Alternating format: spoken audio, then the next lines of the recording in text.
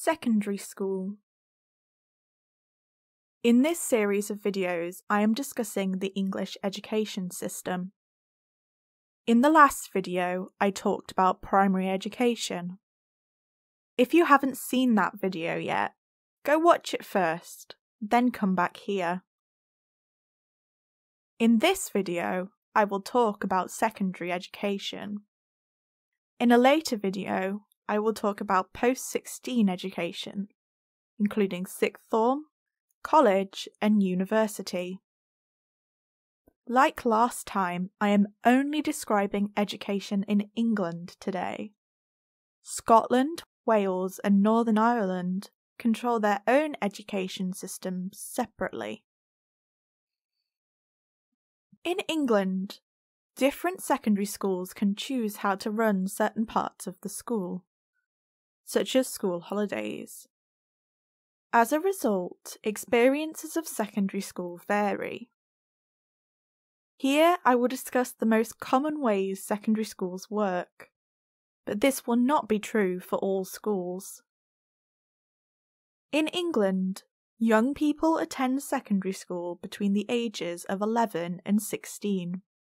The school year and holiday structure is the same as in primary school, so each pupil starts secondary school the September before their 12th birthday. However, unlike primary school, children don't learn with the same teacher and classmates all the time. Secondary school is split into two parts, Key Stage 3 and Key Stage 4. Key Stage 3 is made up of the first 3 years of secondary, years 7, 8 and 9.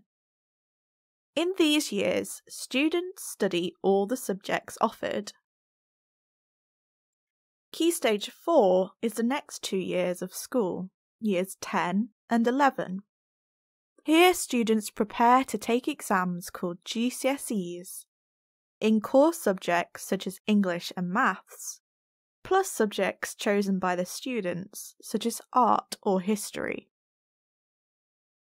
In secondary school, students move between classrooms and teachers throughout the day. They are also in classes with different students throughout the day, although they will always be learning with other students from their year group. Some classes such as maths, English, science, PE and languages are taught in ability groups called sets. The most capable students in the subject will be in Set 1, with students who find the subject more difficult in lower sets. Some classes, such as art or drama, are taught in mixed ability groups. All students will also be assigned a form. This is a class that takes place every day at the same time, led by the same teacher, who is responsible for overseeing the students' overall progress. Students have assembly, receive updates and announcements, and sometimes learn life skills in this time. Students do not sit formal exams in Key Stage 3, although they are more likely to have in-class tests and assessed work. While there is more emphasis on the level of particular pieces of work than in primary school, students still have their progress assessed by considering all of their schoolwork across the year. Like in primary schools, students are assessed against the same numbered level system. In Key Stage 3, students receive more structured targets in each subject to prepare them for GCSE study, and may receive short progress reports through the year, as well as a written report.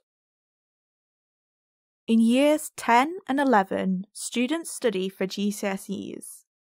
These are qualifications in individual subjects, which are mostly assessed by several exams in June and July of Year 11.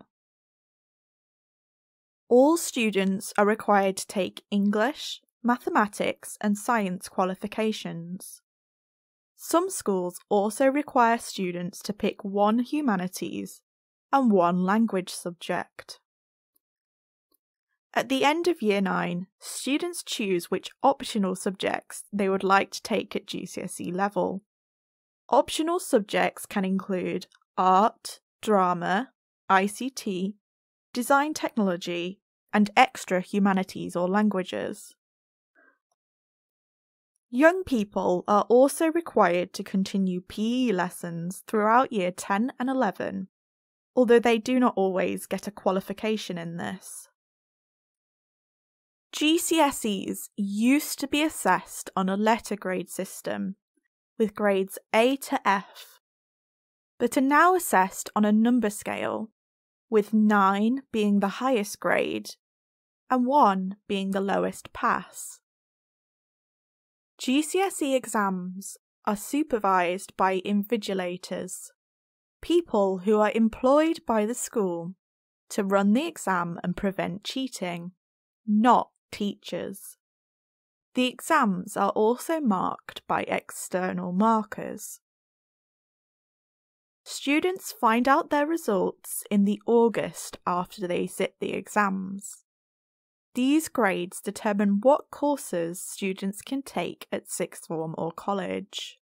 Many academic courses need 5 GCSEs at grades 4 to 9, including English language and maths. The exact structure of the school day varies between secondary schools. School starts and ends at the same time each day, usually between 8 and 9 a.m.